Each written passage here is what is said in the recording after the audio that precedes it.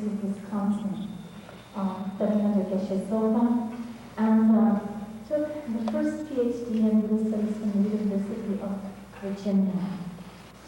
She has since then taught for 5 years at Stanford and has published numerous books. Currently, she's professor at Rice University, and one of her books, the one that has just come out, is Meeting the Great Bliss Queen, Buddhism, Feminism, and the Art of the Self. Tomorrow, in fact, she's going to be speaking again at 12 o'clock in the Tokyo Room, More 319, on this topic, Buddhism, Feminism, and the Art of the Self. So we'd like to welcome everyone to that talk. Some of her previous books now, and our association goes back many years, and we've studied under many of the same teachers in India over the last 25 years.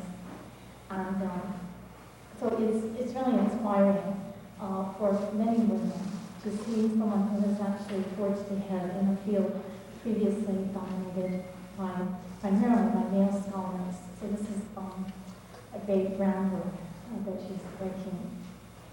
Some of her previous books have dealt specifically with Buddhist philosophy and the analytical tradition that the Tibetans have pursued. Her titles include Naming, Knowing, and Negation, Knowledge and Liberation, and she has several other books on the way, so stay tuned. If anyone would like to get this book, it's available this evening. There's still some copies left. Tomorrow it will also be available. Now Saturday we have a full day program also that we'd like to welcome all of you to, in case you're not aware of it. Will be held up at the Soka Gakkai International on the Pali Highway, starting at 9 o'clock and running until 4 p.m. Starting off with John Lake and Living and Dying in the Hawaiian tradition, because of course the Hawaii Committee for the Humanities is interested in the cross-cultural exchange, and here in Hawaii we have a perfect opportunity to do that. And then many other presentations. AnneKlein will speak at that time, and Harvey Aronson, Carl Becker, and a number of other very interesting speakers. So without further ado, I'd like to welcome very warmly Professor AnneKlein and Dean Kobayashi. Victor Kobayashi of the Sunday session will return. Thank you.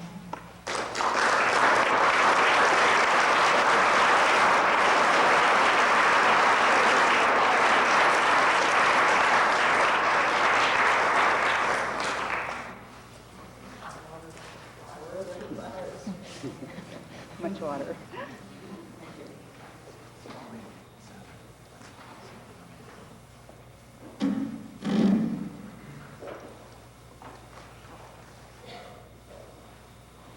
Hello. I'm very happy to be here. It is a pleasure. This is only my second trip to Hawaii.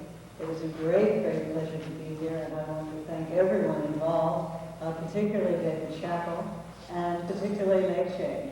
As she said, we have indeed known each other for a long time. We first met in 1971 in Dharamsala, when she had waist-length red hair. And we were both of us at that time really just beginning our study of Buddhism, and we studied at the Library of Tibetan Works and Archives in Dharamsala, which still is a wonderful place for Westerners to come and begin to learn something about the tradition. When I knew I was coming here not too long ago,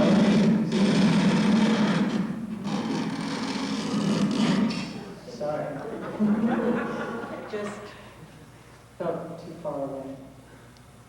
I emailed somebody that, in June I was going to Hawaii, I said, to talk about death and ghost snorkeling.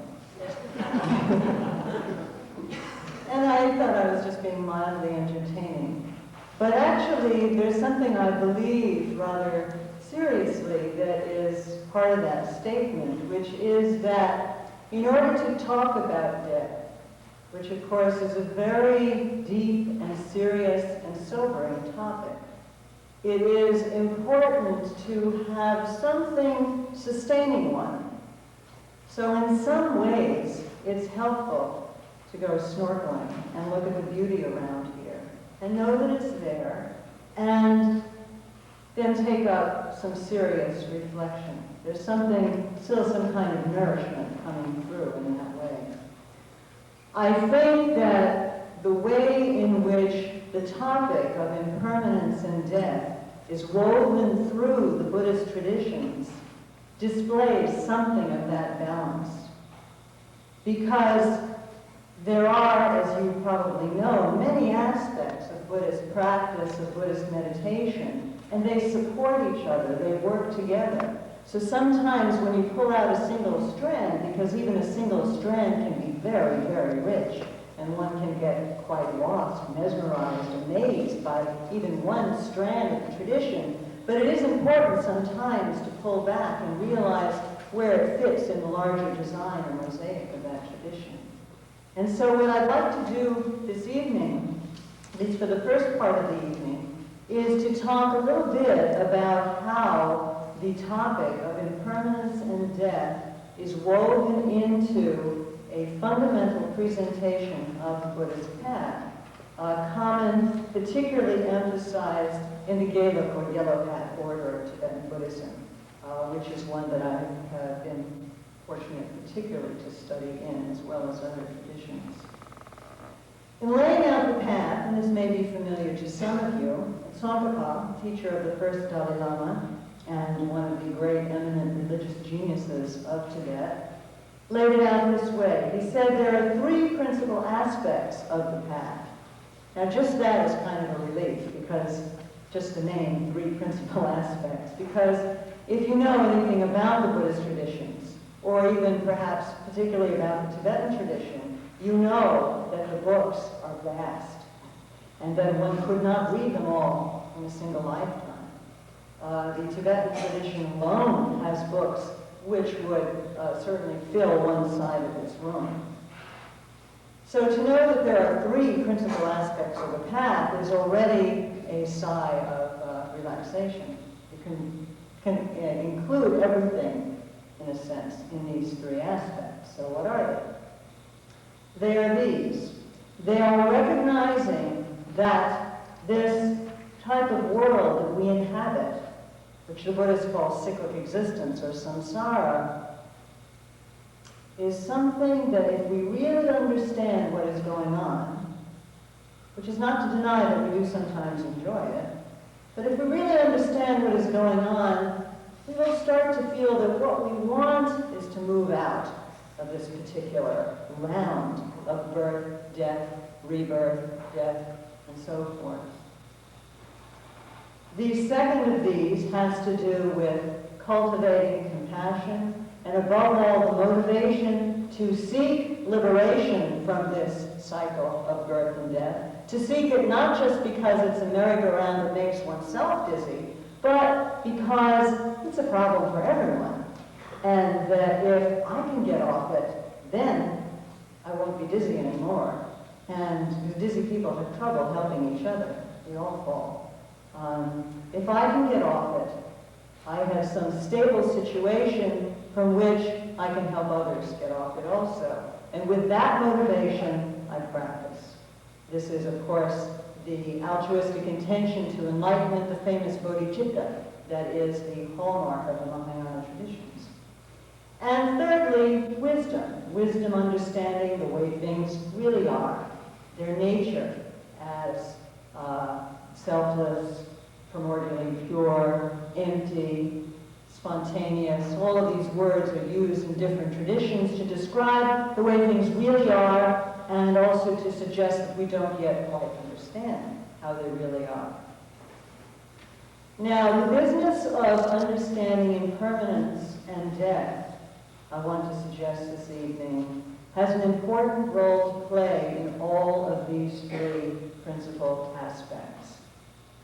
It's not a topic that is isolated, therefore, from the development of love and compassion. That's perhaps my most important point tonight. To juxtapose and see how deeply interwoven are the issues of understanding impermanence and death with the cultivation of love and compassion, as well as the other bodhisattva activities. And of course, also it participates in wisdom, because to understand the way things are, at the very least, one has to understand that they are impermanent.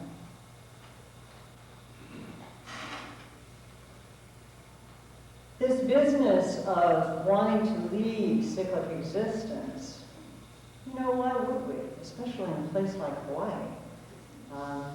When I taught at Stanford, it was also difficult, especially with 18, 19-year-olds who are, after all, healthy and smart and one of the best schools in the country, headed for a great future. I mean, what is wrong with their cyclic existence? Nothing at the moment, as a matter of fact. But the problem is that the nature of this thing that we may enjoy so much is not something that we can count on. And we do know that intellectually. And so part of the game, aim, and genius of the Buddhist paths are, you have to figure out a way. How do you, when you have something that is so important to understand deeply, as the fact that we are mortal, and so easily understood intellectually, how do you get people to pay attention to it long enough to really get it? Because of course, if we handed out a questionnaire tonight, or if I asked you, how many of you believe that you will die within the next 100 years? Do you believe that? Probably. Yeah, if you ask me, I will tell you that I believe it. But what does that mean, to believe it? With what part of my being do I believe it? Do I believe it when I get on an airplane? Maybe then more than other times. Do I believe it when the alarm clock goes off in the morning and I'm rushing into the shower and rushing off to my day? Not necessarily. It's not necessarily, while it's something that I know, it's not necessarily something that's integrated into my being. And if somebody says to me, you know, you're going to die, I feel, well, yeah, of course I know that. Let's talk about something else, something interesting. So it needs to be brought home to us that while this is something we know very well, it is not something that we necessarily have really absorbed. And what is important in these traditions is, of course, to really absorb it. What would it look like to have really absorbed it? I'm not sure, but when I ask myself this question, I think of one of my teachers, Kensei Geshe Tupten, who I was fortunate to study with over a period of about 10 years, sometimes separated by several years. I met him in India, in New Jersey, and in Virginia. And so whenever we would part, of course, as is so often the case when one parts from someone one really cares about, we don't know when we'll see or if we'll see the person again. So we say goodbye. We say, hope to see you soon.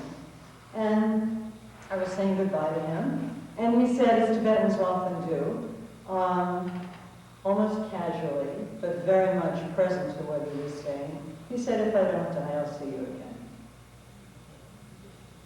And there was no, no melodrama. That's how it is.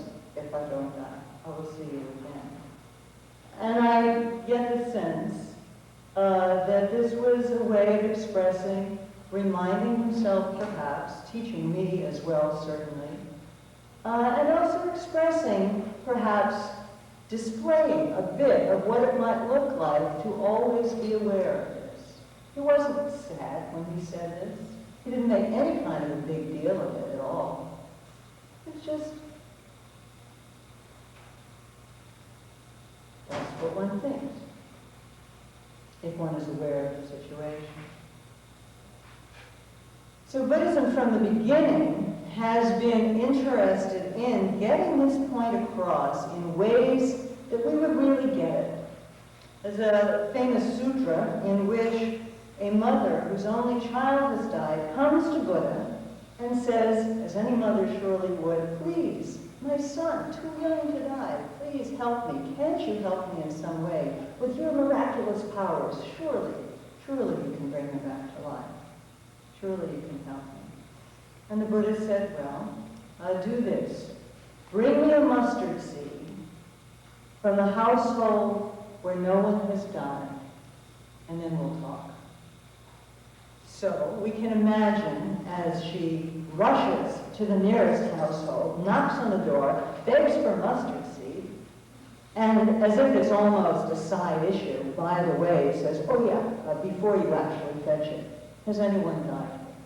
And she hears, yes, not so long ago, the grandmother of the household died.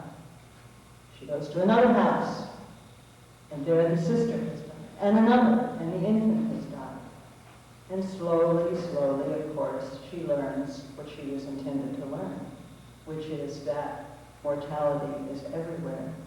And this was, in some sense, not an exceptional case in the sense that it was not a violation of the nature of what we are, that this child died.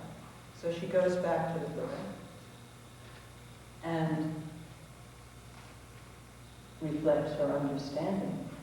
And that was his gift to her, and in a sense, the tradition's gift to us as well, to have a way of reflecting on things. So to think about the reasons for wanting to leave cyclic existence, obviously impermanence and death is a big part of it. If things are going okay, and we could hold on to that, fine, no problem. But things are, even if they are okay, we cannot hold on to them. There is a big problem. The more precious something is, the more we have to lose. So that to understand death and impermanence, death being a particularly dramatic manifestation of the principle of impermanence, which is, after all, one of the characteristics of all things that have been produced are impermanent. If something has arisen in dependence on causes, sooner or later, the causes which contribute to its continued existence will fall apart. So that to understand something about this can truly change one's way of understanding one's place in the universe, one's very place in the universe.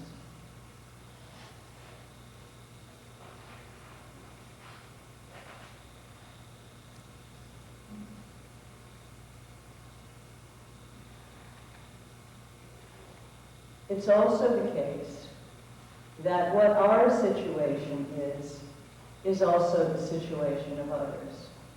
And this is where cultivating an understanding of impermanence and death can be part of a way of cultivating compassion and ultimately the altruistic, compassionate aspiration to enlightenment.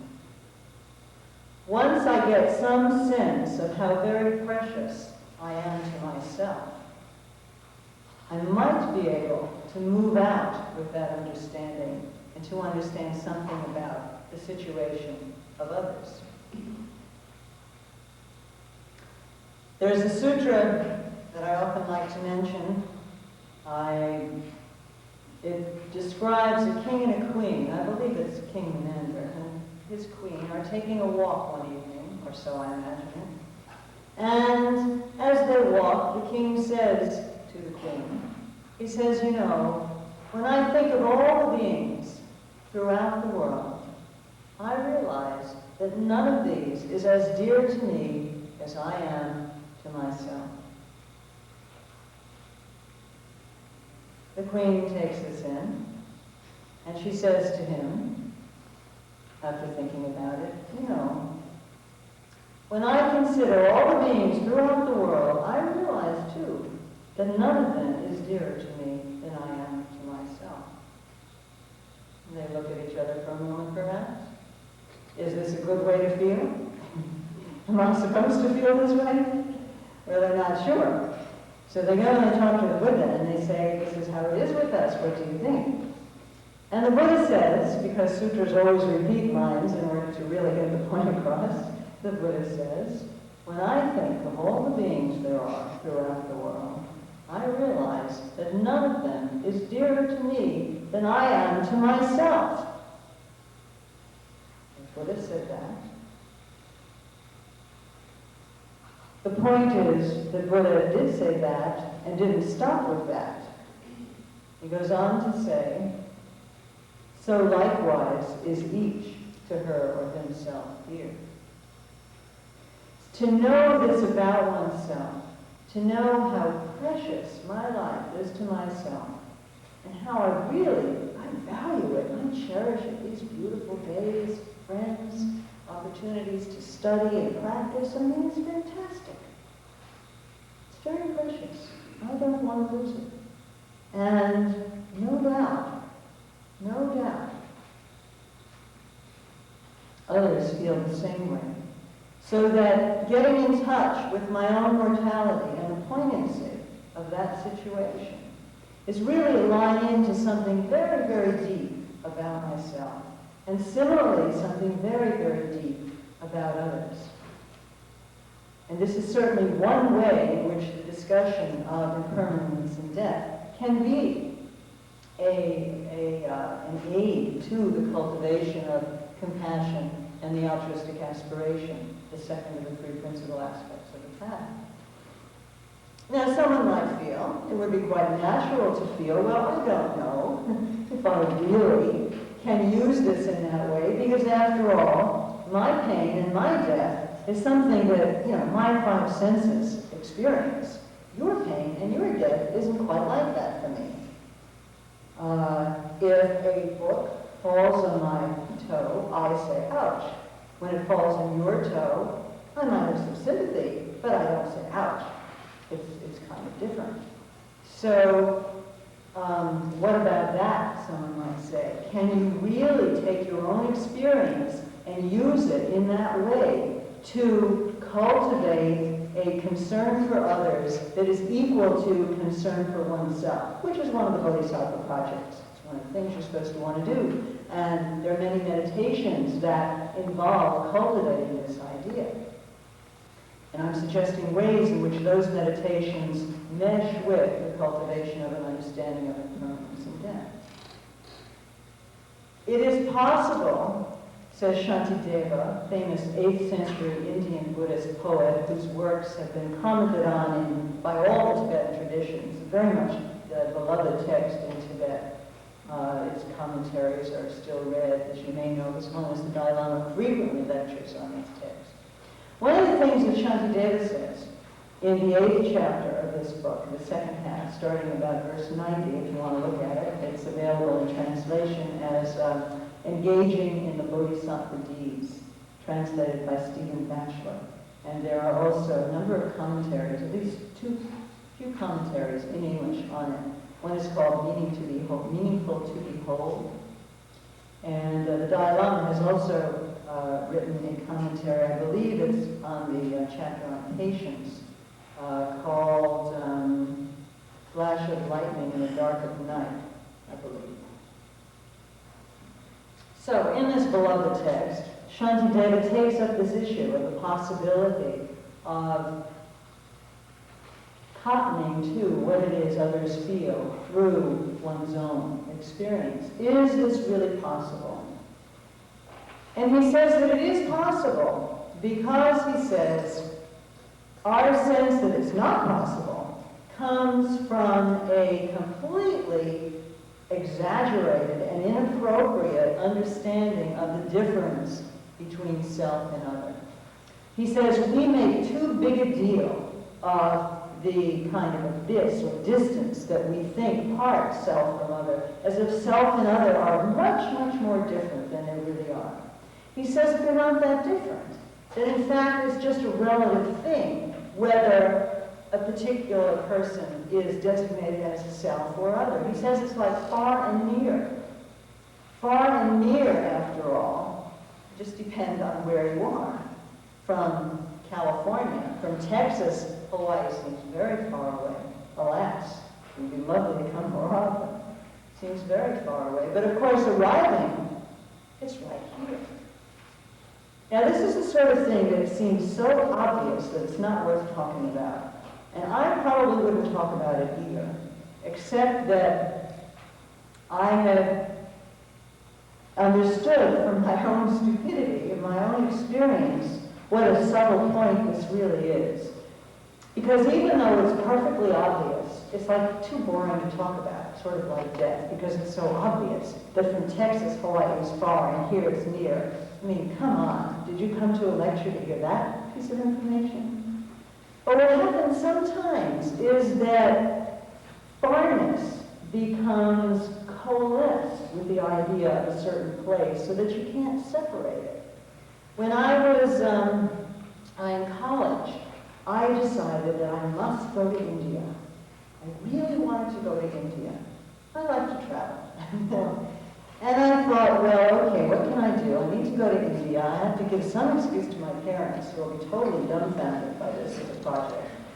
So, well, all right, I'll go to graduate school a little bit, something to do with India. That'll give me a reason, and I'll earn some money, because, you know, India, the whole problem came about, the problem of explaining to my parents, and the problem of getting the money together, had to do with India being so far away. That was the problem. I didn't have to explain to my parents why I wanted to go to New Jersey from New York, for example. But India needed some serious consideration because it was so far away. So it took me about 2.5 years to finally get all the causes and conditions together and actually get to India. And during all that time, you know how it is when you really want something, kind of mind is fixed on it, and I'm fixed on India, far away India. How can I get to far away India? So one day, I got on a plane, and I landed in Bombay. And I got off the plane. I was thrilled. I thought, I'm far away. And then after a couple of seconds, a little piece of my brain kicked in and said, what do you mean? It's here. But I really felt, I was there that time for about 1.5 years, and I felt there was something physically that happened over a period of 6 months before I could really look at the land around me and say, I am here, and this is near. This is a near country. Because I was so stuck on the idea that it was far away. Now, if I could get stuck on the idea that India was far away, Shantideva might say, how much more do we get stuck on? See, I thought that farness was just, you know, inextricably associated with India. I didn't realize it was just something I had put on to India because of my particular perspective. Now, what Shantideva is saying is that that's how it is with self and other. It's just a matter of perspective, like near and far. Which is to say, from my point of view, this arrangement of flesh and bone and consciousness and so forth is what is referred to as I. And of course, for you, looking at this same arrangement, you refer to it as you. And likewise, each one of you has an arrangement of form of consciousness that is I for you. And for persons who are not you, they will call this same entity other. So Shantideva is saying it's just a bit of a matter of perspective. And we can't get too bowled over by this idea that self and other are so fantastically different. That tapping into our own experience of mortality, how we wish to avoid the suffering of impermanence and death, how we wish to avoid that. And how others also wish to avoid that, just as much as we do. In this way, the cultivation of an understanding of impermanence and death can be part of the cultivation of compassion. And in fact, Chandrakirti, one of the great Indian scholars of the 6th century, whose work became the foundation for much of the philosophical developments of Buddhism in Tibet, particularly at the Gelugpa school, Chandrakirti says in one of his most famous works, he says, homage to compassion. He says, to that compassion for beings who are like a bucket on a water wheel. A bucket on a water wheel is always going up and down and up and down. Just because it's up doesn't mean it's not soon going to go down. And it also gets banged against the sides of the walls at various points. So it's battered. And rather an unfortunate situation because it's tied to that wheel and it can't get off. Chandrakirti says, homage to that compassion for other sentient beings who are like this kind of bucket, born dying, and reborn. This is the beginning, to have compassion and to let that flower into a wish to seek enlightenment, to help others off the merry-go-round or the water wheel, is the second principal aspect of the path, and is actually the beginning of the truly Mahayana path of practice, to have this sort of compassion. So compassion can be greatly aided by understanding impermanence and death. And some of the other bodhisattva activities can as well. I'll just give one example also from Shantideva. He talks in the 4th chapter of this text about patience, about not succumbing to acting out on one's hatred, for example, which is, anger is, in this context, understood very specifically, not just as some kind of annoyance, but as a wish to harm. Of course, the wish to harm someone is the antithesis of the bodhisattva motivation of compassion. But nonetheless, it does arise. So how can we overcome this wish to harm? One of the things Shantideva says, among many other wonderful things that he says on this topic, is that if you think about your enemy, this person that you would like to harm, and if you realize that this person is mortal and will soon die in any case, why do you have to go after him?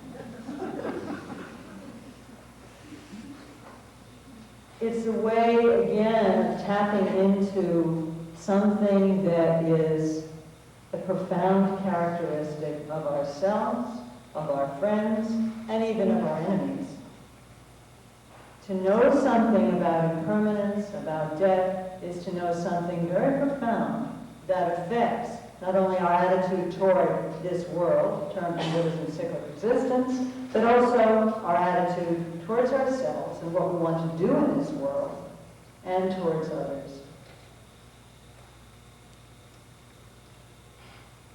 Keizen Sambo, another one of my teachers, who is from the Nyingma tradition of Buddhism, and who wrote a book called Tantric Practice in Nyingma, said this in that book about the wonders of understanding impermanence and death. He said, of all the animals in the forest, the elephant leaves the largest footprint. And he said, of all topics of meditation, the one that has the greatest effect is meditation on impermanence and death. Through meditation on impermanence and death, one can come to understand something that is deeply true about oneself and the universe. One can, he said, even be released into the purity of one's own mind. One can get down to something that is very much at the core of how things really are, the nature of reality, all those topics which are part of the cultivation of wisdom, the third of the 3 principal aspects of the path. To know something about impermanence as part of one's nature is to really open up one's experience of what one is as a living being. One is a process, after all. We think of ourselves as sometimes as somewhat solid digits that, go through different events, kind of like a marble rolling through mud, rolling through sand, but remaining unchanged, always of the same colors and shape and so forth. We are not like that. We do change constantly. In fact, one of the main words in Tibetan for person actually means one who is produced, one who is created. So instead of calling ourselves persons, we might call ourselves the produced. And that would be perhaps a reminder of what our situation actually is. Because once we're produced, as I mentioned earlier, everything that depends on causes and conditions can't exist without those causes and conditions. We could not exist without, think about it, virtually infinite series of causes and conditions. Think of your own parents coming together and the various circumstances that might have been involved in that. And their parents coming together and the likelihood of that occurring. Perhaps a missed train, perhaps a particularly lovely red dress, perhaps the music, perhaps who knows what circumstances. And never mind that, but all the causes and conditions that sustain our lives. Again, this is something that we sort of know, but we need a way to be able to focus on it and to think about the fact that independence on causes and conditions is all we've got. That is to say, dependence on causes and conditions is all we've got. So to talk about impermanence and death is also to talk about the principle of what Buddhism calls dependent arising, which the Dalai Lama has called the slogan of Buddha, because it's very much at the heart of what this tradition is trying to convey. And impermanence and death are very much an avenue in to understand the wisdom of dependent arising. So it's talked about, for example, that if you understand that, let us say, a clay pot, to take a classic example that we probably won't get too excited about one way or the other. It's often said it's good sometimes to start with neutral examples. You talk about ourselves, depending on causes and conditions, that's already a very volatile territory. And so there may be easily a resistance there. When you talk about a clay pot, well, a clay pot depends on, of course, clay, which involves, I suppose, water and some minerals coming together in a certain way. It also, of course, depends on a potter, somebody who pulls this together, spins it, throws it on a potter's wheel, and creates it as a pot. Other than that, there's nothing going for the pot. It has no way of creating itself or willing itself into existence. It is simply a function of these other causes and conditions. That already begins to do away with the kind of sense we have of a pot as solid and stable and all of those things. It's not. It was produced in dependence of causes and conditions. It will not last for one instant longer than suitable causes and conditions continue to support it. It has got no thing of its own. Not at all. All there are causes and conditions. Now this is also true of ourselves. There are just causes and conditions. There are just those circumstances which are suitable to be called a person and function as a person. But it's all process. It's all change. It's all shifting sands. And to understand that is to understand something very deep about the nature of reality, as these traditions understand it. It's not just a head trick, although it may start that way. It is also part of, again, something that needs to be integrated into one's being, this kind of understanding. So how does one integrate this sort of thing into one's being? There are many things that could be said about that. But one is that in doing this kind of reflection that we will perhaps go through shortly, in doing this kind of reflection, there are really two aspects to it, as Harvey also suggested last night. There's rippling through your mind a sort of data. If we think about, for example, the ninefold meditation on death that you have, I believe, in front of you. Notice, I wanted to give you this information. I'm not going to be covering all of it today. I'll be covering some of the rest of it on Saturday. But it's good information to have. To reflect, for example, that death is definite. Now, there's a certain amount of rolling those words around in your head that you can do, and that will create some kind of juice for you and some sense of getting it. You have to create some narrative, some picture for yourself. This is where your own creativity and energy comes in. It's of course not enough to memorize the text. You have to jazz it up for yourself, whatever it takes, your own memory of something, for example. And once you're aware that you have a certain responsibility to make these statements meaningful to you, you will naturally search your memories. You will naturally look at your memories in a different way and recognize how they have the power sometimes to alert you to your own experience of impermanence and death. Sometime, not so many years ago, maybe 5 years ago, I was home with my parents and looking at pictures that I'd never seen before. And there were pictures, my parents now are in their 80s. And these were pictures of my parents in their 20s. I'd never seen these pictures. And of course, as children do, I always thought of my parents as basically old. Kind of like far India, you know. They were old. And I saw these pictures, and I was amazed. I mean, my mother was beautiful. And not only that, she looked so young. But not only that, I knew she was young. She used to tell me that she was young.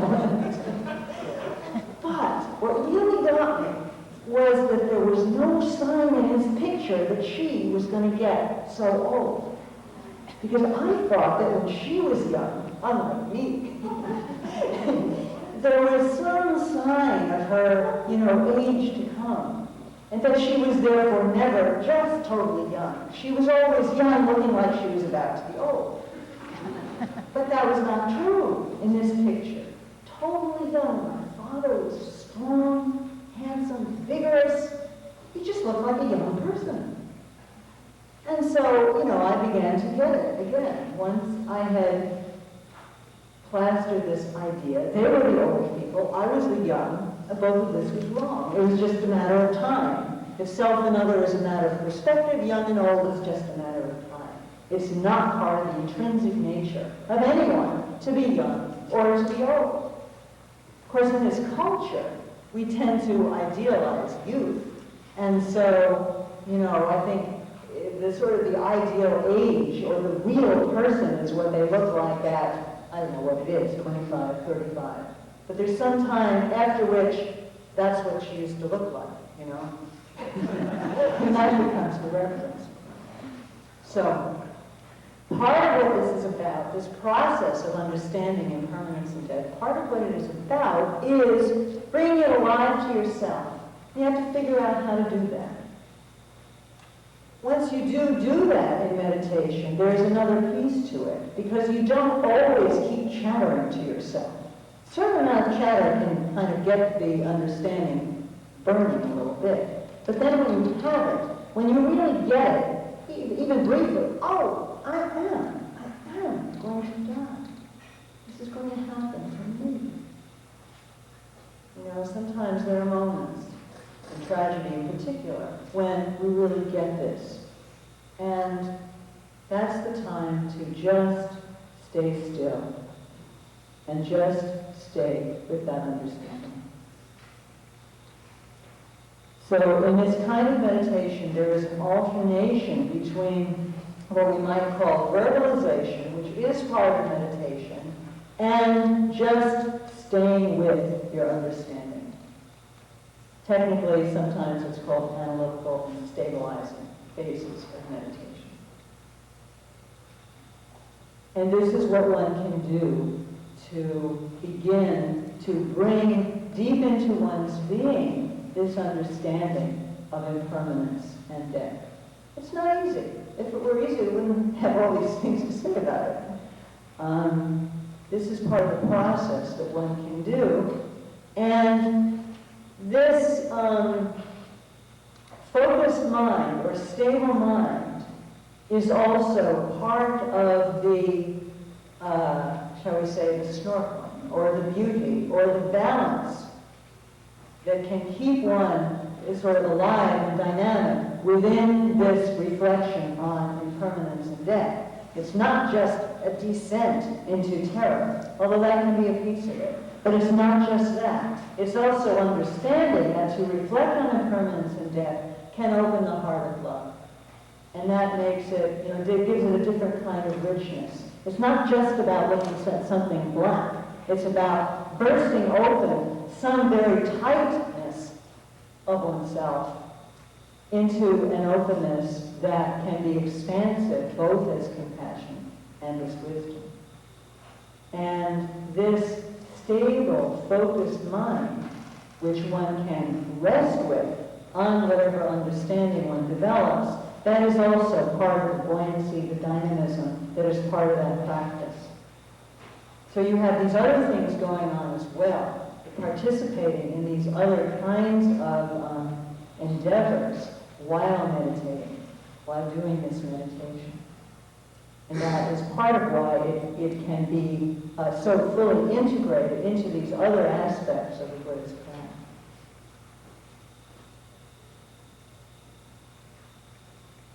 Well, as a kind of analog, I suppose, to the alternation between a verbal reflection and stabilizing meditation, if you are willing, I would like to do some of that with you.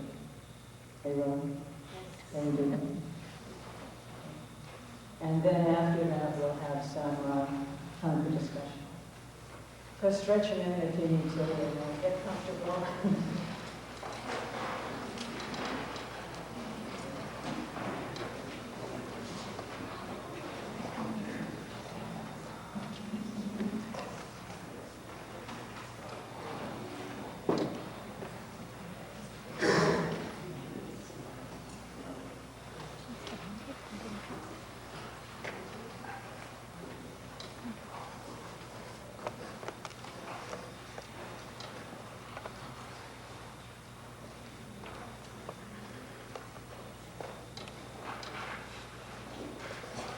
You might want to start with an exhale. Sitting as straight as you can in those chairs, which are not conducive to sitting straight, I learned last night.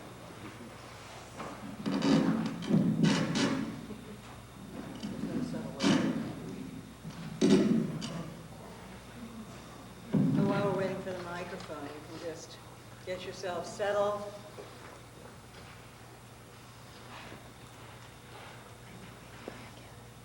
Can you hear me all right?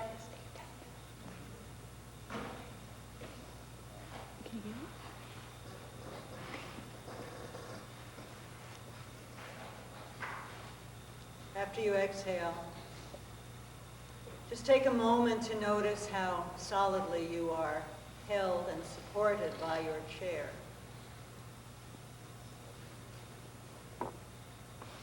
Let your lower back and the bottom of your body relax. Let yourself feel supported by that chair. It will hold you through this meditation. You can relax.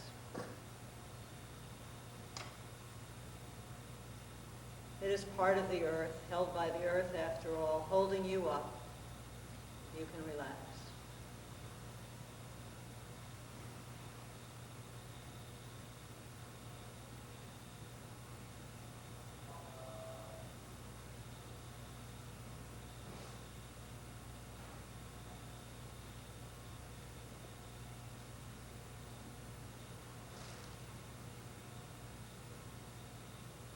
And take a moment to reflect on the things you hold dear, the persons you cherish. Let them appear to you.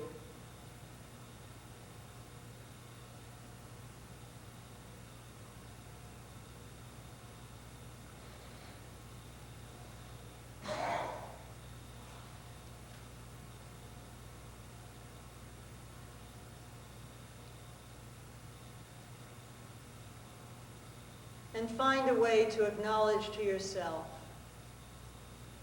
how precious they are.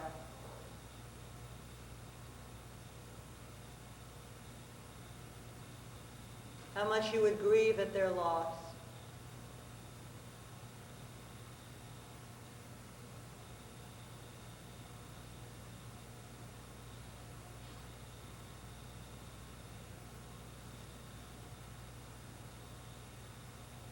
Or at the loss of your own ability to communicate and enjoy.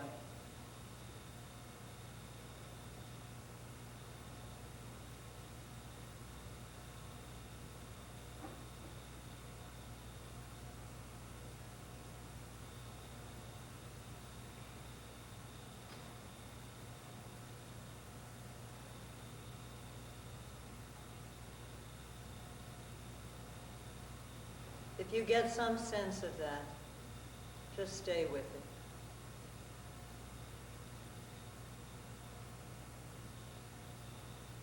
If not, keep reflecting until you do.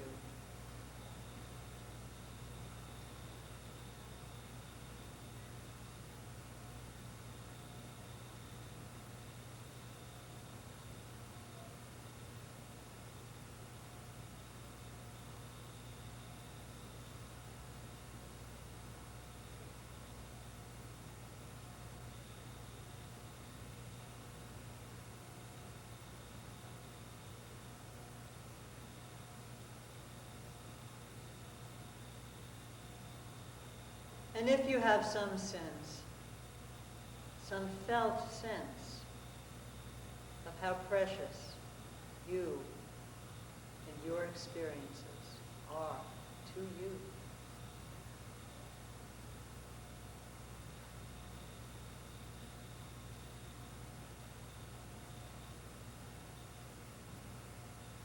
let your mind be open to the person to the right of you, and reflect that this person feels the same way.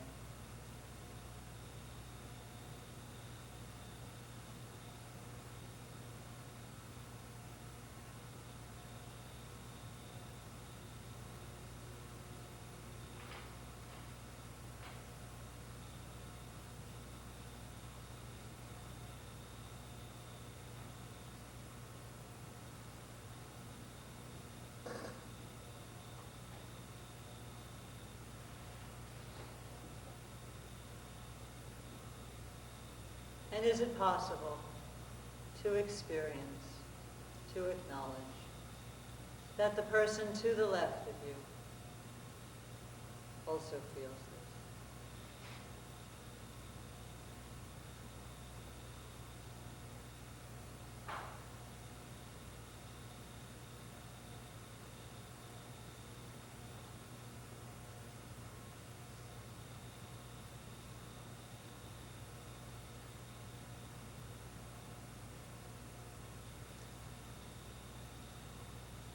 Can you open your mind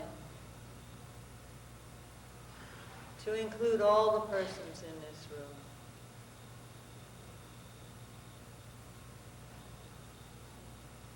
And reflect that not one of us will be alive in 100 years.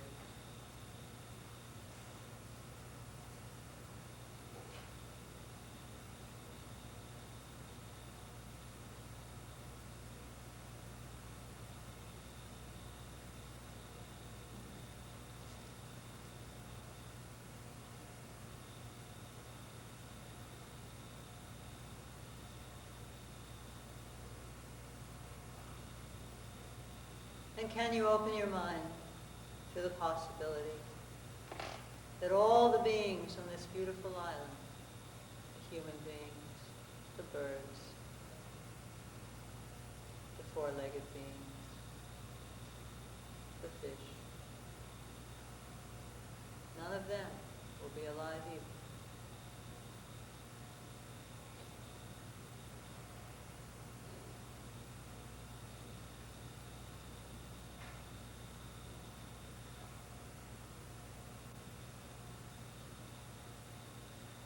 And can you open your mind to expand it?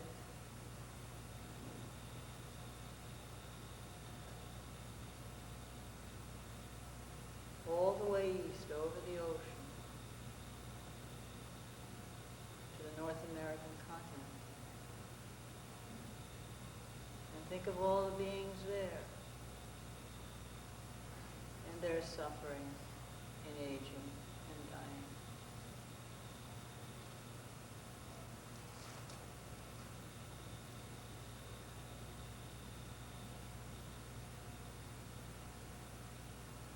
holding that too, can you expand your mind further west to Japan, Korea, China, the whole Asian landmass?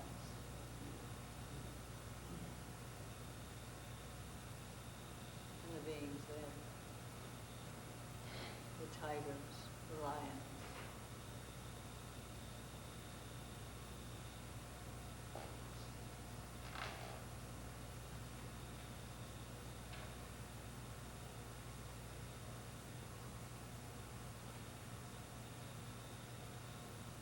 And can you open your mind to include all the globe?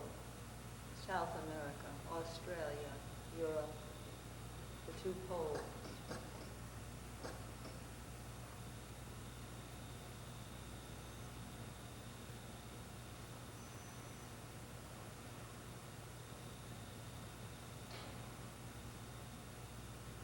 As vast as your mind is, as vast as space is, it is filled with beings who experience death and birth. Hold this understanding. Open to this understanding, if you will.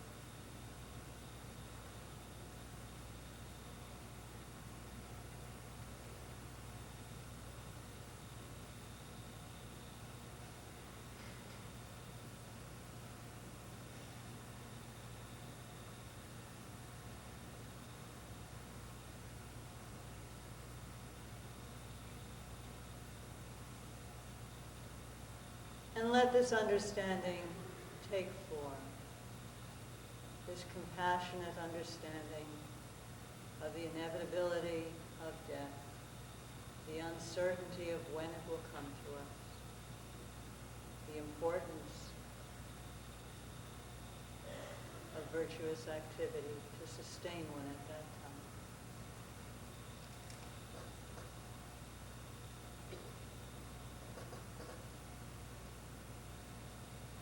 Let this understanding take form, take shape.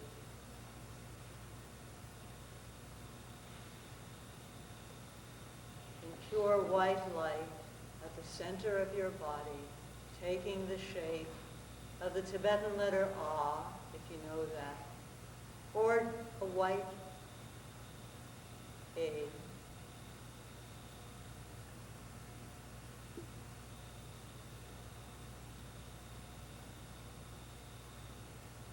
Circled by rainbow light, but don't worry about details. Just know, just feel that your understanding, this compassionate understanding of these last few minutes, and perhaps before, take shape now in this way.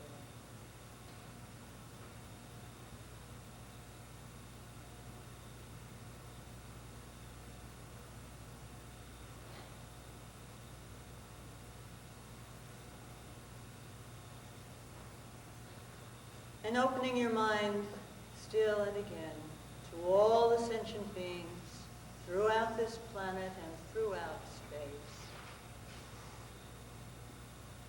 Let us chant the sound Ah, the sound of this manifestation in the center of our bodies, of our own compassion and understanding of impermanence and death. And as we chant that sound for the first time of 3 times, as we chant that sound, let light go out in all directions, helping and healing and bringing the compassionate understanding of impermanence and death through all living beings throughout space.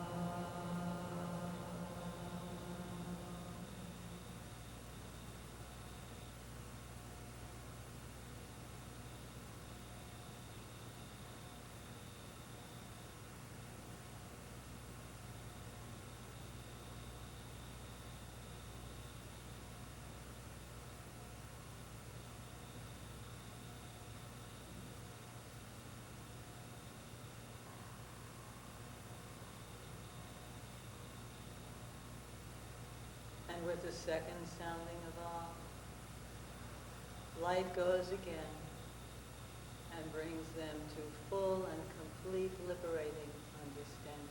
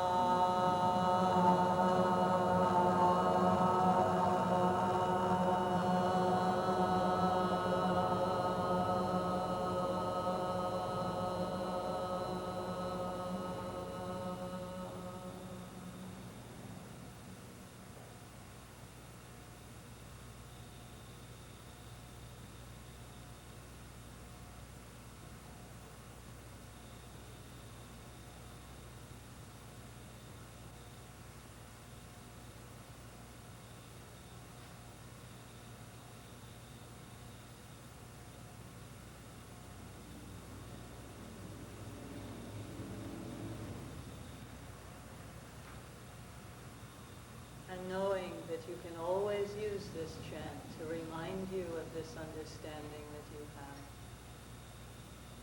Once more, we sound and the rays go out. And this time, these enlightened beings from throughout space dissolve into those rays of light and into your awe, further enhancing, illuminating your own understanding.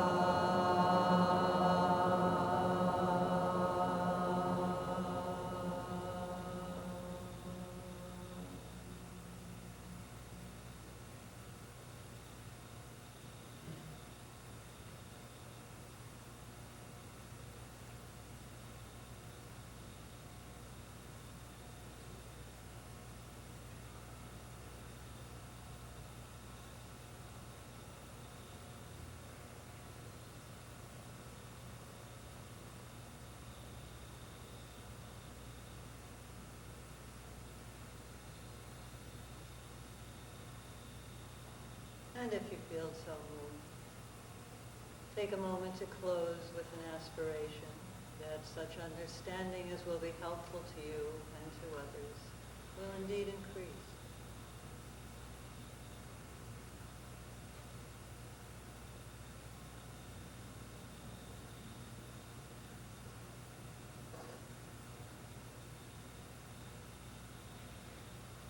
And when you're ready, come back.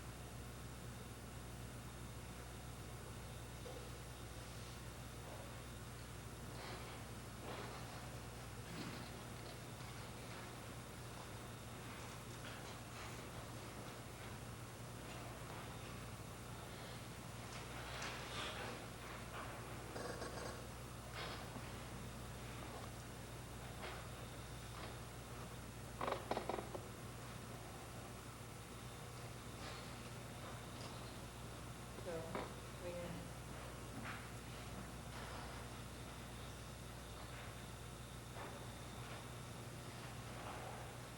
you can also use the ah like that at the very beginning of the session because it's a nice and simple way just to tune into some, place of quiet in yourself. So having had that quiet, you can go back. Do you have some conversation? Some questions? Some answers? What? Oh.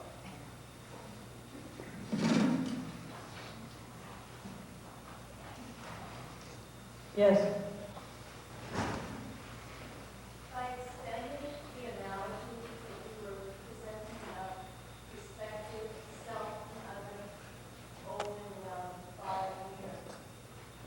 To comment on how the teachings lead us to see that life and death and perhaps even suffering and its cessation are both also simply, to use the word, a matter of understanding.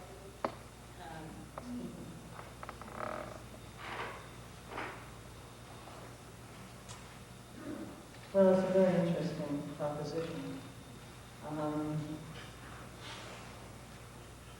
It's certainly true. I'll just reflect out loud for a moment. I don't know if we'll come to an answer or anything like that. It's certainly true that life and death, suffering and happiness very much participate in who we are. And we are processes that move through situations that get both of those labels. I mean, there are situations where one person's happiness is another person's suffering. And in that sense, I guess I'm trying to find a way to say two things which seem contradictory. One is to honor what you're suggesting, which is that a tremendous amount, maybe 99%, well, I don't really know what percentage, but a tremendous amount of what we experience is in a certain sense a matter of perspective. That is to say, we don't, from a Buddhist point of view, we don't quite really understand the nature of happiness or the nature of suffering. And so we look at it and call it happiness as if it were nothing but happiness, whereas those things which are happiness, sometimes too much of a good thing will lead to suffering. So there's a way in which, the sun is very delightful, but if you stay out too long, it's a source of enormous suffering. So in some sense, to call the sun a source of happiness or of suffering is a matter of perspective or a matter of what aspect of it you're looking at. So I want to, support this sense that you're suggesting that our experience is very much what we make of it. I think that's true, and these traditions certainly support that, but it's also true that happiness and suffering are very different to us in our current situation. And somehow that also has to be honored. From a traditional point of view, because recognizing suffering is, after all, a motivator to move beyond it. From a perhaps more contemporary psychological point of view, I wouldn't want to go to the extreme of when somebody is in serious pain, saying, well, you're just calling me suffering. I mean, the experience of suffering as suffering also has to be honored, I think. And at the same time, there can be, or perhaps not quite at the same time, an acknowledgement of the perspectival aspect of it. So it's an important issue to reflect on. Yes? In the context, then, of suffering and the impermanence of things, where does our responsibility in social activism lie? Are you thinking perhaps of karma and all of that? I mean, Well, also in terms of not only taking care of ourselves, but also in terms of compassion. Well, certainly in print, it's very easy to say what the principle is. Then where the social activism arises from that perhaps needs a more careful reflection, but the principle is, actually Gyaltsab, a student of Tsongkhapa's, in commenting on the verse by Shantideva that I talked about earlier, says that we should be concerned about other people's suffering because it's suffering, and because all suffering is the suffering of the self. If you could just say that, well, that's just other, and if from all points of view and all perspectives it were an other's suffering, then Gyaltsab seems to suggest, okay, let it go. But once it's the suffering of the self, and it always is from someone's point of view, then it requires us to be concerned about it. And so you wouldn't want to lose that point by saying that suffering and happiness are just perspectival, even though there's some truth in that. Suffering does matter. It may be a function of ignorance, but there it is. So is everything else, pretty much, in our lives. So in terms of responsibility, there is, the Dalai Lama speaks of universal responsibility. In principle, we are to be concerned for everyone's suffering. Now, what follows from that and how you live your life, do you get up from morning till night and run yourself ragged, concerned with the suffering of others? Probably that leads to burnout. So that's why I say how you put the principle's pretty clear. How you put that into practice in terms of social activism. Certainly there's support for any form, I think, of social activism. But how you prioritize what you're, I don't know that that's a given out of that statement. That's not me.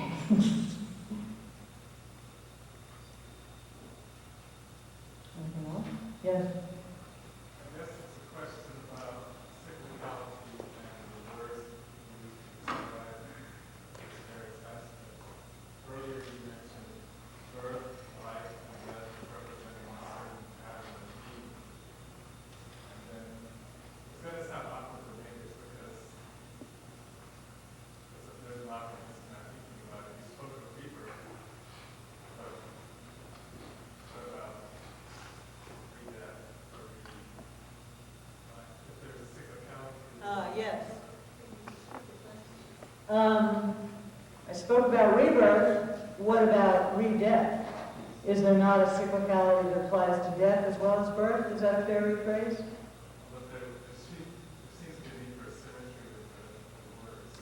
Perhaps in the way I spoke of it, since somehow re-death hasn't made it into our vocabulary.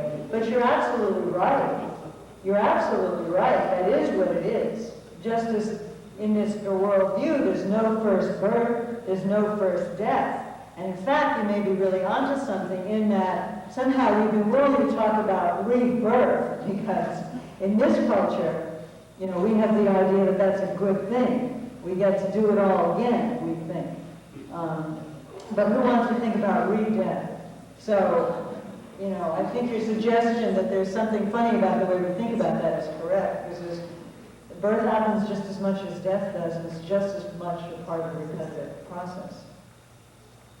Did you want to take that any further? Or was that okay? But that's absolutely on the money.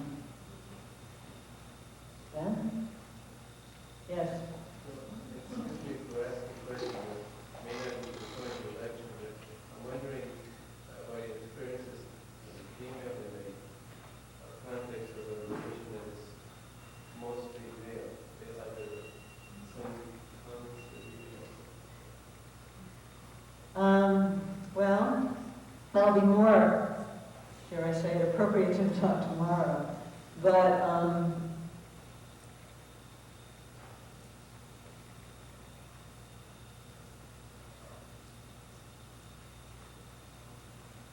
being a foreign female in this particular context has been a rather privileged position, actually. Inappropriately privileged, you might say, compared to what the access that I have had to, Tibetan scholars and meditation masters is not something that would be as easily to be gained by, say, an ordinary Tibetan woman.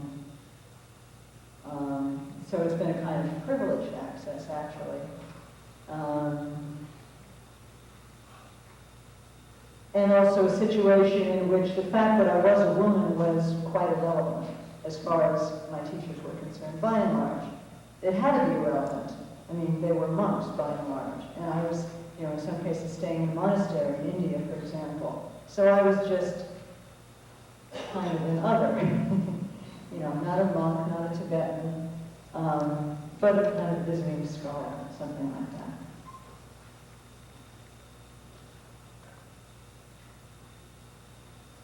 Anyway, you're right to mark it out as an issue. I'll just at this point say that in some ways it was a situation of great privilege, but also it took me a while to decide that I needed to think about whether in fact I was willing to go along with the kind of hidden assumption that my being a woman was in fact irrelevant. And of course ultimately I came to feel that it was very relevant. And that's the topic of tomorrow. Anything else about time? Anything about the meditation that we did, short though it was?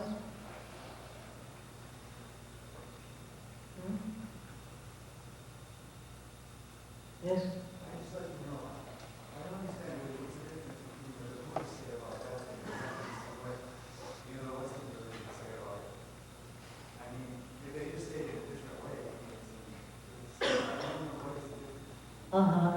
is a difference in the way Buddhists and Western religions speak about death. There's certainly the similarity that your future life is determined by, your future situation, shall we say, is determined by what you do in this life.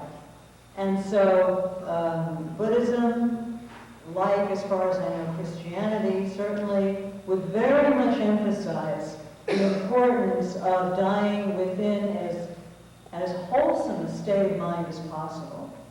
If you can have at that moment the capacity to think a little bit about compassion, for example, or even about some sense of reverence for teachers or exemplary persons, that's perhaps like being given last rites. You know, there's something very important at the end. If you can have some wholesome, of course, probably if you've practiced a lot in your life to have that wholesomeness, if you've cultivated an understanding of compassion, it will be much easier to have it at the time of death. Difficult at that time to have it for the first time. So in the sense that this life sets up the situation for the next situation, there's that similarity.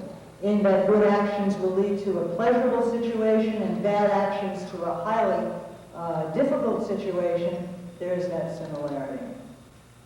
One difference, though, is I was explaining to Mani Rinpoche, one of my teachers, when he came to the United States, he completed his education in Tibet and was very close to the Dalai Lama's quarters in India and had basically no contact with Westerners until he came to Virginia in, I think, 1973. And practicing my Tibetan, I was trying to explain to him a little bit about Christianity. And I said to him that it is believed that after death you go to heaven or hell and stay there. And he was like amazed, and I was amazed that he could find this that amazing. He said, "What?" He said, "They believe in one rebirth and no more than that?" I think there is one difference there in that there are hells and heavens in Buddhism, but they're not permanent situations either. So you move out of them. That's one difference. Another huge difference, which is what I'm going to talk about on Saturday, is the belief that you can actually use the process of death as a way of understanding something that is very deep about mind. And that using this process is a whole way of meditation that opens up death as a possibility for a profound kind of illumination that actually ceases this powerless rebirth. And that it's not even common to all Buddhist traditions. But it is part of the esoteric tradition, Mahayana traditions. And that capacity of understanding death as the emergence of a particular kind of mind that's very, very subtle, I think is another thing that distinguishes Buddhism from, that this is an opportunity for enlightenment. It's something that distinguishes, and the description of the process of death is something unique, I think, to the Buddhist traditions. Yes? Tonight you, however, emphasize the thing of death as evoking and guiding action. So the question that comes up in most of our series has been, what about organ transplant and organ donation? And so are you, the emphasis of compassion leads naturally to that? One of the reasons I think it's such a tough issue is that there really are two different perspectives on that embedded in the Tibetan tradition. We had an opportunity once at Geshe Wangyal's monastery in New Jersey to have, it was a conference with Western medical doctors and the Tibetan monks who were there. And, we were on this topic as well what about it? And they just kept saying that, no, you can't, because this final moment is so important, and because the organs are taken before the person is dead, and has truly passed through all the stages of death, there is, of course, the chance of disrupting this very, very important process. So one monk was just saying, no, no, no, we never do that. And then, I think it may have been Harvey actually, somebody brought up the Bodhisattva vows. And this, as you're saying, this emphasis on helping others, but, somebody could live with your heart and see with your eyes. What about that? And then it was like he turned around and said, well, yes, get in the way. Because there are these two perspectives, and they really are the difference between a sutric perspective and the most esoteric tantric perspective. The fact of the matter is, from the Buddhist point of view, there are very few people that are truly capable at this moment, At the same time, we don't always know who's capable, and what is really being done to the person. So from that point of view, it's quite problematic. But then you think about the Bodhisattva wish to help others, and in some ways I've felt that actually took, among these monks anyway, that kind of took precedence ultimately. Because if I interpret that, it's kind of a gamble, whether it's going to do you any good or not. And it's definitely a positive thing to have the wish to give to others. Having said that, I think that many Western Buddhists that I know, who consider themselves serious practitioners, are not so easily inclined to sign the organ donor card. So it's And how about you and Harvey? come on, I'm still caught on that one, actually. Yeah. Because it's a very deep pull in both directions. It really is. I don't know. And yourself? When we get our driver's license, we make that decision. We don't do that in Texas. I don't know.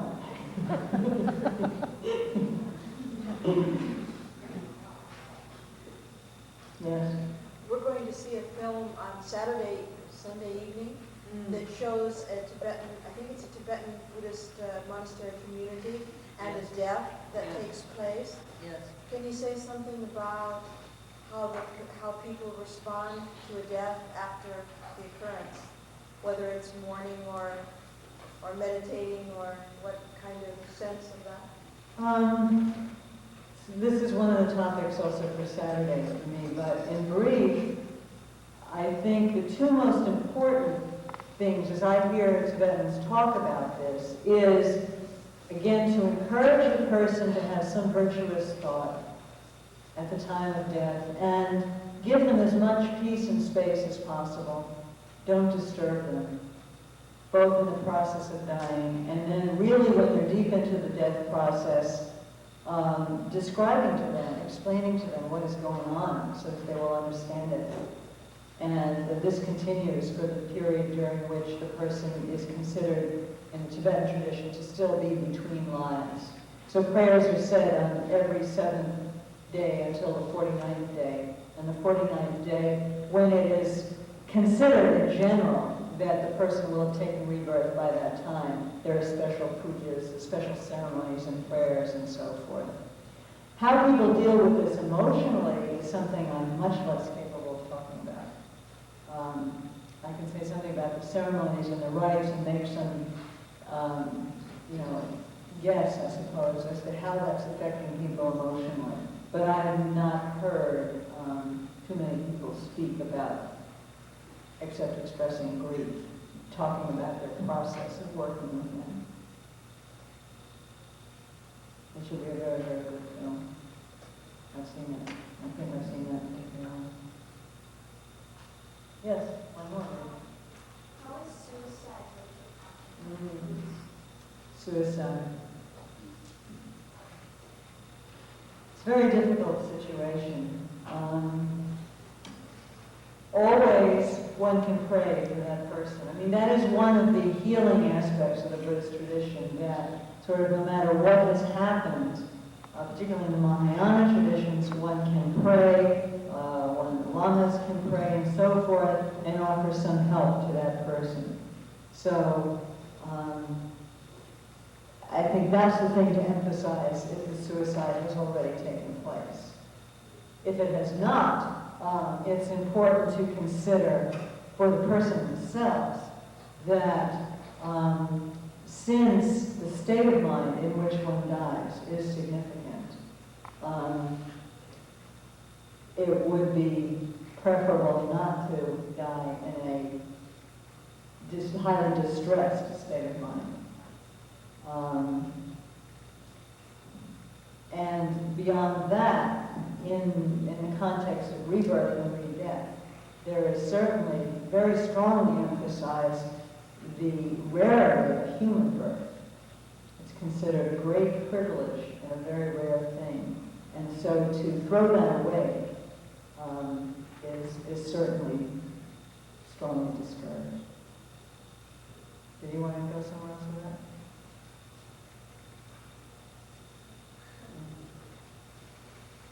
Yes?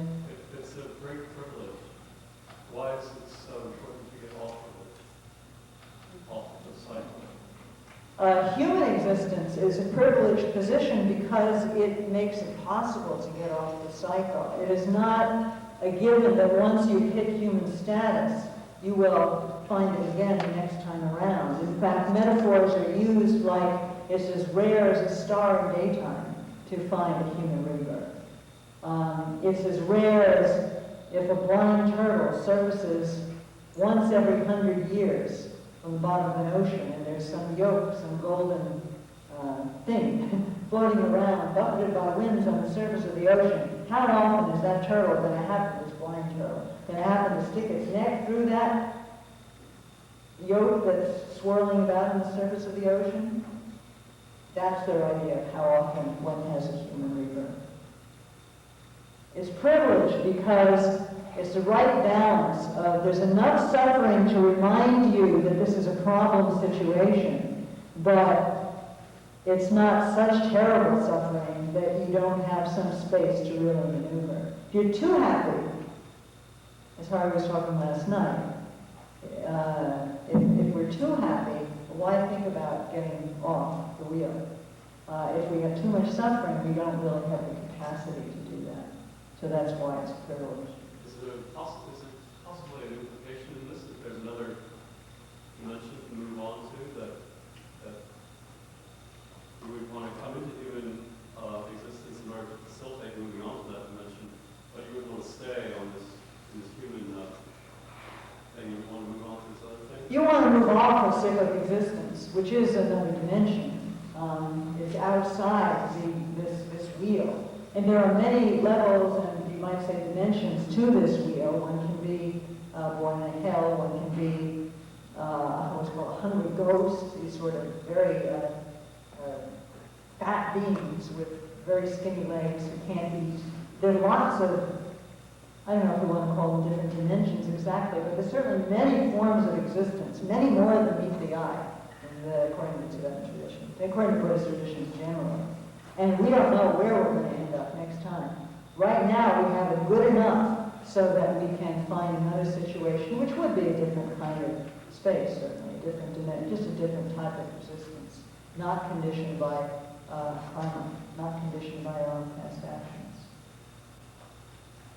Yes?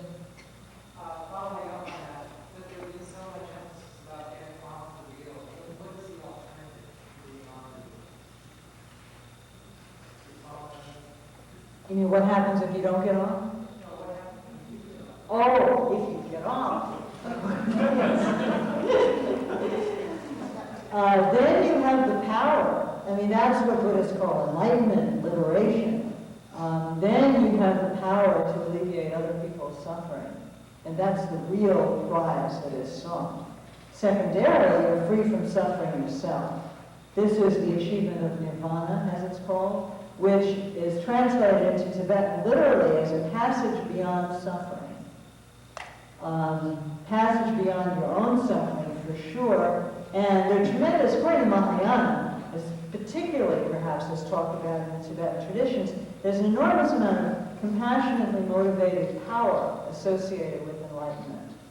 So being free from being tied to this wheel means one can go anywhere and do anything. I mean, enlightened beings are considered those who can appear in any way to be helpful. They have kind of magic powers, you know. They can appear in 100 different places at once, for example. Yeah. So does that mean that one would carry on then as an entity of permanent existence? One definitely would carry on. And this is the perhaps hallmark of the Mahayana traditions. The claim that being enlightened means you are more engaged, you are more effectively engaged in what's going on in the world. The image of the lotus, very much like what we're familiar with, the phrase of being in the world but not of it. The bodhisattvas and the Buddhas, they participate by teaching, by helping in any way they can, actually, other living beings. But they themselves are not affected by powerless dying and rebirth. They get to choose where they're reborn. They get to select. For example, the Dalai Lama is considered to be an emanation of Avalokiteshvara, special relationship with the Tibetan people, choosing to be reborn in such and such a way because it will be maximally helpful. So yes, they do continue. Now, this word permanent entity then despite works for Buddhism. They need, in fact, one of the criticisms of Mahayana Buddhists by Theravada is that actually they're much too attached to existing. And the claim that one continues to be active and exist in this way after enlightenment is just a display of an erroneous attachment to self. Because there are other traditions, the Theravada tradition, which does not describe nirvana in this way and thinks it's quite wrong. Mahayana feels that if you understand the nature of the mind, you understand that it cannot stop. Nothing stops it. Either it goes on in cyclic existence, or it goes on in this enlightened way. They don't exactly call it permanent, though. However, the situation with us is that one moment can be quite different from the next. The situation from an enlightened being is that the same kind of compassionate wisdom mind continues one moment after the other. Yes? When you told us Dalai Lama was here last spring, somebody asked him what happens after you die. And he said, well, in the different world religions, he have many teachings on this. Mm-hmm. But basically, he said, you cease to exist. It's not what we're talking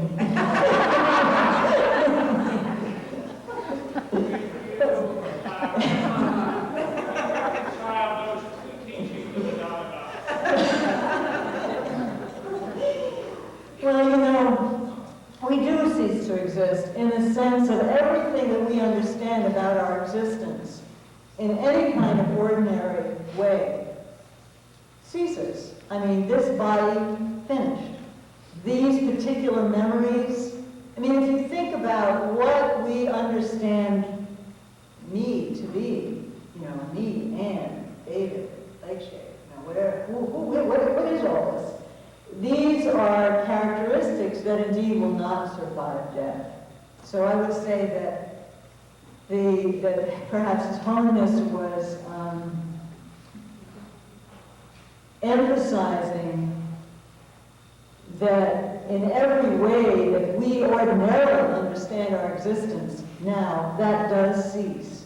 And that is very, in fact, important to understand. And that one can leap a little too quickly, perhaps, into, oh, well, we're going to continue. We're going to continue. But that's like saying, I don't know, a bubble continues when it bursts because whatever the stuff of the bubble is, the soap falls to the ground and gets soaked up in the earth. There is a sense in which it's continuing, but the bubble is gone. And if you really, you know, we need to come to grips with the fact that the bubble is gone. And so we need to come to grips with the I, as I understand it, is going to go. And there is a time, I think that's partly why, well, I don't know if that's partly why, but there's certainly in these meditations a tremendous emphasis on just that. You know, you don't say to yourself, death is definite, but the time of death is indefinite, But it doesn't matter because I'll continue to exist. You have to really get that in every way that I really, my day-to-day life, understand that's going to be gone. And I have to come to grips with that. And I can't leap too quickly into this idea that rebirth is somehow going to continue. Because what continues is not something that I'm even in touch with at this time. And that's part of what comes out in the discussion of what the process of death involves. It becomes very clear that all those things that I'm identifying with now, that's not what continues. So I think perhaps this one wanted to make that point. Not that I could in any way guess, but that's how I would understand it.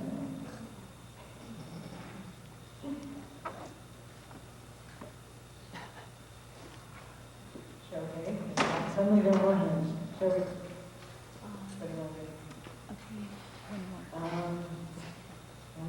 Let's take one more question, and then I'll be happy to, if you want to come up and talk, I'm not sure, or take two more questions. You have any of that? If there's a cessation of life, or my consciousness when I die, then what then is the purpose for virtuous living, or to put it bluntly, what difference would it make to me if I took a little old lady and pushed her in front of the bus instead of helping her across the street? You will suffer as a result of that. Even though, what? But if I'm not conscious of it, what difference does it make? You will not remember, you will not remember that was why you were suffering. You will not identify, this is true, and it is a problem in a certain way. Because if memory is gone, to what extent are you constituted of memory? If, let's say, you believe in rebirth, we haven't even discussed that. We'll discuss that on Saturday. But let's pretend for a moment that we all really believe in rebirth. So the next time, maybe you're a young woman, and maybe you get hit by a car, and maybe that's a result of this previous action, but you don't remember when you were, what's your name? Steve. You don't remember Steve at all. You just are angry at the person who is driving the car. So in some sense, she is not you, because she doesn't remember having been you, and you don't care about her, because, here you are driving over this lady anyway, and you don't care about this person who is not you. But, it's sort of like if you were going to be hit over the head such that all of your memory would be gone, and you would call yourself Alan instead of Steve. But because you had hit yourself over the head, you'd suffered this burning pain for many years, calling yourself Alan, and not remembering that Steve had anything to do with it.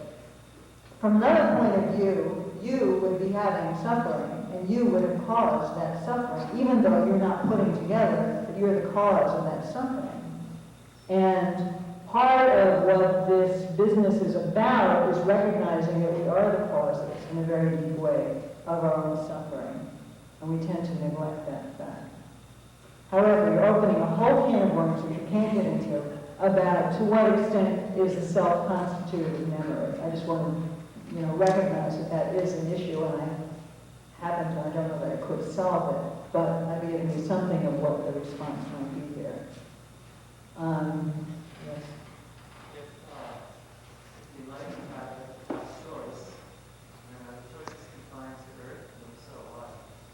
If they have a choice, what? If they have a choice in how they're going to be reborn, then are the choices limited to the earthly existence? Oh, no. And so why? No, the choices are not limited to anywhere in the universe, actually. But sometimes one has particular relationships, like, for example, the Dalai Lama with the Tibetan people, or Amitabha Buddha or Maitreya Buddha, are enlightened beings among zillions of other enlightened beings who are considered to have a special relationship with some peoples on this planet. And so they'll come to help them, because you can help better when you have a relationship. But in principle, no, you're not limited. In fact, they could be appearing in 100 billion world systems simultaneously. There's not just one. They're not just contained in one small space. So in brief, no, you're not limited. But we are, I gather.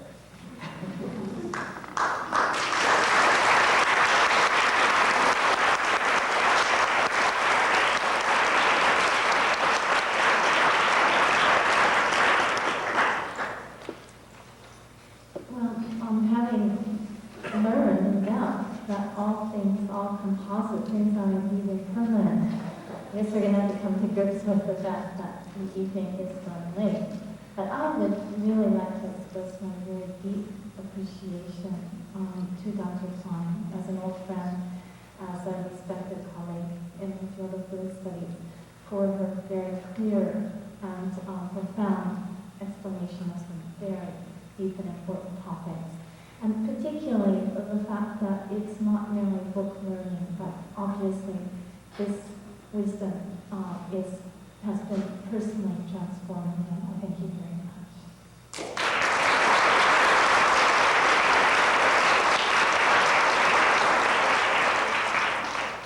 If I may ask you to please return the evaluation points and warmly invite you to the upcoming program.